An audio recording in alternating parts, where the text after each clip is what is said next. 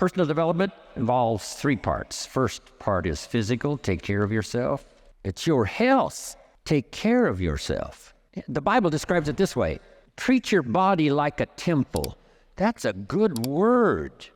Treat your body like a temple, not a woodshed. A temple, something you'd take extremely good care of. Here's one of the reasons why. The body and the mind work together.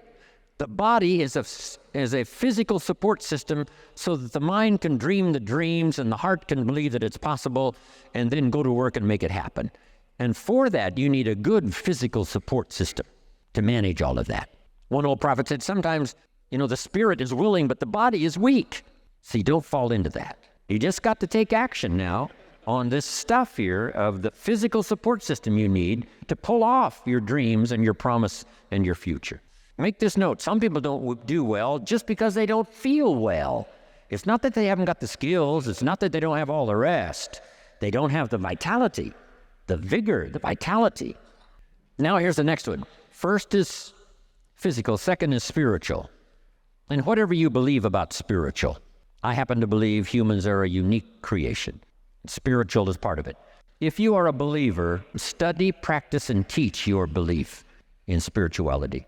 Don't leave your spiritual conclusions unresearched, unstudied, and don't leave it unpracticed. And whatever you do, don't leave it untaught. Study, practice, and teach. Now here's the next one. The physical, the spiritual, now the mental.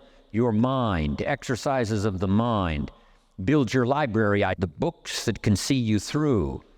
The books that can give you the ideas necessary to build a good career, to build a strong enterprise. Relationships, good health, and all the rest. The book you don't read won't help. Now here's part of the exercise of the mind, a good debate, so we can discuss ideas. Here's the way to make an idea powerful, is to discuss it and refine it so that it fits your situation. Debate all of these ideas. Discard some that don't make sense. Give considerations to some that do make sense. Put some on the shelf for later consideration, and then put some of them into action that makes sense. Jot this down. Make sure what you do is the product of your own conclusion. Do that thoughtful study. One book on health and nutrition says, do this, you'll live forever. The second book says, if you do what that first book says, you'll die young. So what should you do? Which book should you follow? Neither one. Read both books and make up your own mind. You engage in the debate. What makes sense, what seems to be or not to be. Because as close as we can get to the truth is to say, it seems like. That's as close as all of us can get. We can't say it is. None of us can do that. We can say it seems like. Opposites are in conflict and we're in the middle. It's what it seems like. Our experience proves, and the storyteller says it started early. That's what it seems like. God is interested in high drama. That's about the best we can conclude. We can't actually state the truth, except what it seems like, but engage in a thoughtful study and vigorous debate. Sometimes you can debate with others, right? And share ideas. What did Jim Rohn mean by this? Well, I'm not sure that's important to our life. Someone else says, no, I think it is. Engage in this debate. Then here's the big one, the debate in your own mind. What's good, what isn't good. Finally, you must come to your own conclusions. Read the best you can, study the best you can, take the best notes you can, and then do this. Then you decide out of all of that, which is valuable enough to try, valuable enough to do, and add to the dimensions of your life that are already underway. That's the key for study, exercising the mind. Here's the last part. Don't be afraid of the debate. Engage in the great debate, whether it's your health or relationships or your future. Don't be afraid of the debate. The Bible serves as a good book, giving you stories on both sides of the ledger. Here's the story of someone to admire. Here's the story of someone to despise. You need both stories to help you with this debate. Now, some of the things that really accelerated my learning curve so that I could do better quickly was learning the success equations. Here's 3 of them. The first one comes from the Bible. The question was asked, 2,000 years ago in the Bible, according to the storyteller, what is the key to greatness? What's the key to self-esteem? What is the key to getting honors and trophies to put on the mantle above the fireplace? What is the key to receiving great respect? What is the key to wealth and abundance? What is the key to all of that, an extraordinary life? And here's the answer that was given. Capsule form, according to the storyteller, the answer was, find a way to serve many people. Find a way to serve. Find the ways and means. Start rendering service. The more you serve, the greater your fortune. Service to many leads to greatness. By asking, you receive so little. By serving, you receive so much. So rather than settle for the pennies of what someone could do for you, why not turn it around and find some way to serve? It's a pretty simple process. Finding ways to serve. That's the key to wealth and greatness. Then here's the next one. If you help enough people get what they want, you can have everything you want. I wrote it down, and maybe you want to do this. Underline the word everything. That's what was intriguing to me about this sentence. So these are the success equations. This is the wealth formula. Ideas plus inspiration. That's the mixture that really turns things on. We need ideas for the goals and plans, and we need inspiration for the emotional vitality to put it to work, to make it grow, make it multiply. And here's what else I hope you'll find here. Guidelines for translating response into results. You've responded to the call, come, search, look, listen, take notes, get it. But here's the key. Guidelines for translating response into results. Because results is the name of the game. There's no purpose in learning just for learning's sake. Wisdom and faith, as powerful as those components are, serve no useful purpose unless they are deposited. So make a note of the word, deposited. Wisdom and faith deposited into activity. Wisdom and faith put to work. So the big job here is getting it all. Next is translating it into high activity, good health activity, a better relationship activity. You're too short. You're too tall. You're too old. You've never done it before. What makes you think you can do it now? Nobody in your family has ever done it. In fact, if you start, they'll all make fun of you. It's called the thief in the mind that steals the dream and steals the promise, makes you less effective than you should be. Here's what you must do. Battle with the mind. Now, what's the purpose of all of this opposites in conflict? Here's what I think it is, to create high drama. God wishing it to continue on earth as it did in heaven. I guess that's the best conclusion I've come to. Because here's the last of this now. Would it be possible to win if you couldn't lose? And the answer is no, it doesn't seem like it. High drama. But that's what makes life so unique, so challenging, so much opportunity. A chance for fortune and a chance for failure. And you've got to defend yourself against one, see if you can't maximize the other. That's the game of life. Isn't this good stuff? I mean, these few simple ideas started changing my life. Age 25, I was never the same. So whether it's a personal relationship or a business opportunity or your future or your life or the management of your time or your health or whatever, I'm asking you to behold the possibilities and beware the dangers. That's the key. And all of that we call personal development.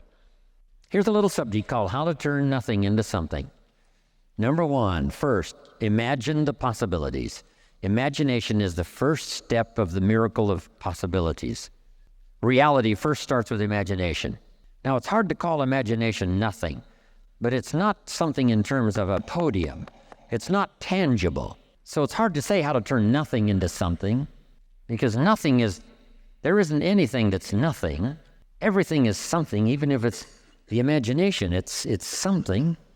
Einstein once said there's nothing faster than the speed of light. And Bill Bailey said, maybe here's something faster than the speed of light, and that's thought. It's possible that thought could be faster than the speed of light. How fast can you think back and think ahead? I guess we can't say the exact same instant, but all we can say is it seems like the exact same instant. You know, if you don't know the truth, you can't say that's true. And if you're not a scientist, it'd be, a little out of order to say, yes, this is true. But here's what it seems like. It's possible to think back and ahead at the same time. I mean, how fast is that? to think back and think ahead. But it's one of those marvelous capabilities that we all have. And in your personal development quest of getting stronger and more vital, both physically and spiritually and mentally, now use this exercise to think back and gather more experience. Think ahead how to apply it so that the experience now multiplies in value by 2, by 3, by 5, by 10. That's a key. Now, how to turn nothing into something. Number 1, imagine the possibilities. The possibilities are absolutely endless and unlimited. So number 1, imagine the possibilities. Read an inspiring book one more time, how someone went from nothing to something. The possibilities, they're unending. Now here's the next step. Imagine that some of the possibilities are possible for you. We call this now faith. Now we start with imagination, now we generate faith.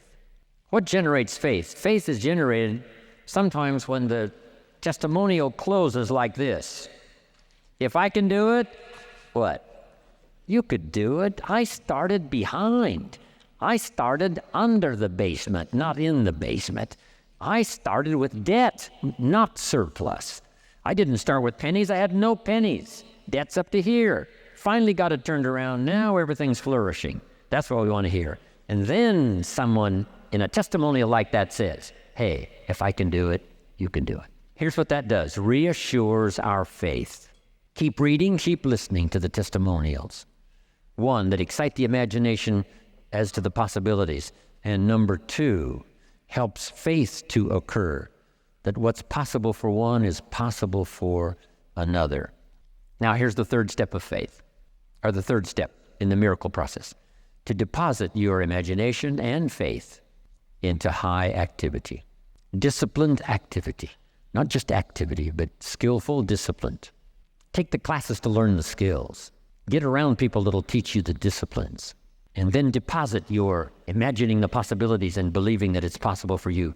Deposit that now into what we call high activity. Activity finishes the miracle process of turning nothing into something. Activity finishes the miracle process. I'm positive that's why the formula was given of 6 days of working miracles and 1 day of rest to ponder how it's going. How is my miracle working process working? Have I missed some? Devote 6 days to the working of miracles. The 7th day to rest and reflect and go back over and a bit of study. Yes, spiritual, yes, church, yes, synagogue, yes, family, yes, social, yes, friends. But see if you can't now come up with a plan to increase your activity or refine your activity, sharpen it so that it produces major results. Here's the next one. Take joy in the work. If you struggle to make something clear for someone else, it helps to make it more clear for you.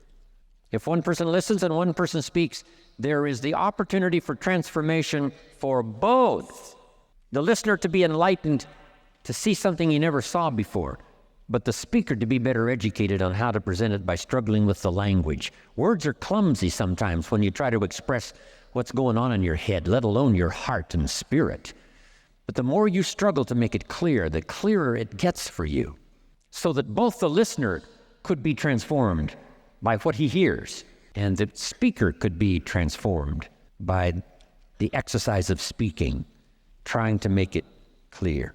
Develop the ability to share, not just your money and your resources. One of the biggest things to share, of course, is your time, because you're limited on time. You can't get any more time. In every format possible, whether you're asked to do training, whether you're asked to do teaching, whether you're asked to make a speech, always say yes to the best of your ability, so that you'll have one more time to share, one more time to help somebody lift themselves from poverty to success, from doubt to faith, from illness to health, from skepticism to belief. One more chance, person to person, or class to class, or a little Sunday morning class, or a little home meeting. Tell somebody something good, something valuable. The payoff for you is in the attempt and the learning experience. And then the payoff later is to get someone's testimonial that's got your name included.